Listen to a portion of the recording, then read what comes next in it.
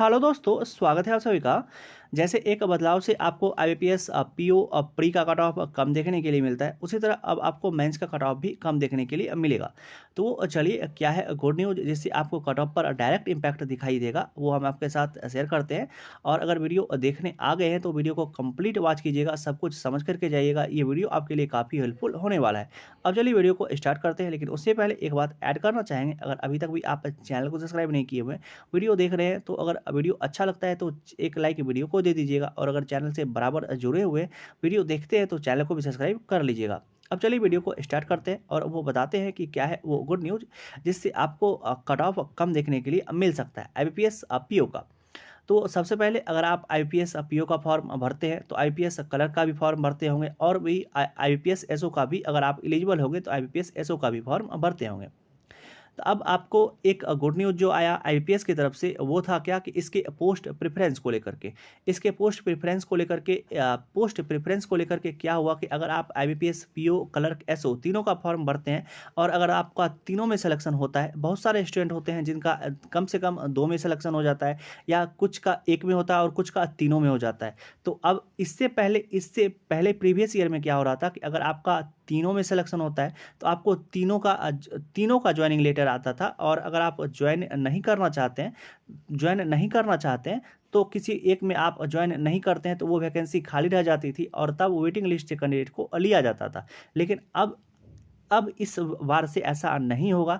इस बार से होगा क्या कि अगर आपका आईबीपीएस पीओ क्लर्क एसओ तीनों का फॉर्म भरते हैं, और अगर आपका तीनों में सिलेक्शन हो जाता है, या अगर आप आईबीपीएस पीओ क्लर्क दोनों का फॉर्म भरते हैं और अगर आपका पीओ और क्लर्क दोनों में सिलेक्शन हो जाता है, तो पोस्ट प्रेफरेंस आपको इंटरव्यू के टाइम चूज करना पड़ेगा। आप क्लर्क बनना चाहते हैं या पीओ बनना चाहते हैं। अगर पीओ बनना चाहते होंगे तो क्लर्क में आपका रिजल्ट नहीं आएगा। आपके ही सीट पर, भले ही आप क्वालिफाई कर भी गए होंगे, आपके ही सीट पर दूसरे कैंडिडेट को लिया जाएगा जो जो एलिजिबल थे और जिनका सिलेक्शन नहीं हो रहा था, क्योंकि आप उस सीट पर आ गए थे।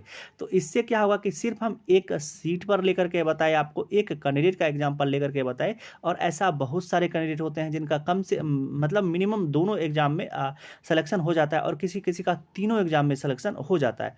तो बहुत सारे ऐसे कैंडिडेट रहते हैं जिसका मतलब दोनों एग्जाम में सिलेक्शन होता है, पीओ में भी सिलेक्शन होता है, क्लर्क में भी सिलेक्शन होता है, और आज से पहले हो क्या रहा था कि दोनों में उनका रिजल्ट आ जाता था। इससे कम स्टूडेंट का फाइनल सिलेक्शन हो पाता था। लेकिन अब क्या होगा कि ज़्यादा से ज़्यादा स्टूडेंट का फाइनल सिलेक्शन होगा, क्योंकि एक सीट पर, चाहे वो पीओ क्लर्क एसओ हो, एक सीट पर एक ही कैंडिडेट को क्वालिफाई किया जाएगा। अगर आपका पीओ में रिजल्ट चले आता है तो आप क्लर्क के लिए क्वालिफाई कर भी गए होंगे, तब पर भी आपका क्लर्क का रिजल्ट नहीं आएगा। अगर आप एसओ के लिए एसओ चूज कर दिए हैं तो एसओ में आप क्वालिफाई कर जाइएगा, तो आपका पीओ और क्लर्क में रिजल्ट नहीं आएगा। मतलब एक सीट पर एक ही बच्चे को क्वालिफाई किया जाएगा, अगर आप फाइनली क्वालिफाई कर लेते हैं एक से ज़्यादा पोस्ट के लिए।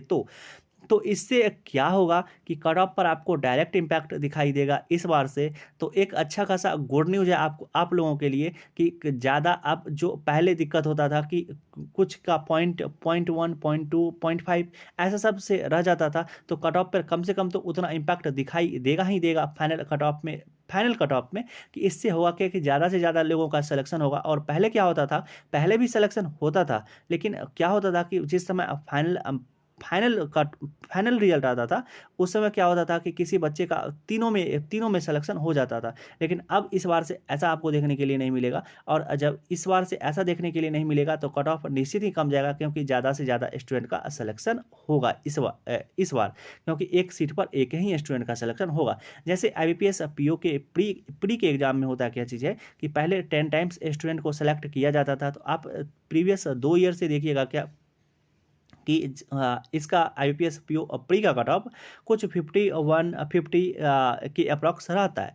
मतलब 50 से कुछ ही प्लस माइनस कुछ 1 और 2 नंबर तक रहता है। ऐसा सिर्फ इसीलिए क्योंकि जो पहले नियम था कि 10 टाइम्स स्टूडेंट को सेलेक्ट किया जाएगा, वो अब ऐसा नहीं होता है। 10 टाइम्स से बढ़ा करके स्टूडेंट को सेलेक्ट किया जाता है, लगभग 15 to 17 टाइम्स स्टूडेंट को सेलेक्ट किया जाता है।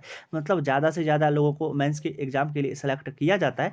इसीलिए आपको आईबीपीएस पीओ प्री का कट ऑफ कम देखने के लिए मिलता है। तो जिस तरह आईबीपीएस पीओ प्री का कट ऑफ आपको कम देखने के लिए मिलता है, उसी तरह अब से हो सकता है कि कुछ आपको IBPS PO mains IBPS PO जो फाइनल कट ऑफ होगा वो भी आपको कुछ कम देखने के लिए मिलेगा। तो ये कैसा लगा आपको न्यूज़ ये बताइएगा। और क्या कहते हैं इसका अभी तक जहाँ पर भी आप सुन रहे थे सिर्फ यही सुन रहे थे कि पोस्ट प्रेफरेंस, लेकिन इसका एक्चुअल कट ऑफ पर क्या इम्पैक्ट दिखाई देगा वो हम आपके साथ शेयर किए और आपको बताए टोटल सभी चीज़ के बारे में कि कट ऑफ पर आपको क्या चीज़ इम्पैक्ट दिखाई देगा इससे। और IBPS पीओ प्री का पीओ प्री में क्या होता है और IBPS पीओ अब फाइनल कट ऑफ में क्या होगा, सभी कुछ के बारे में डिस्कस कर दिए।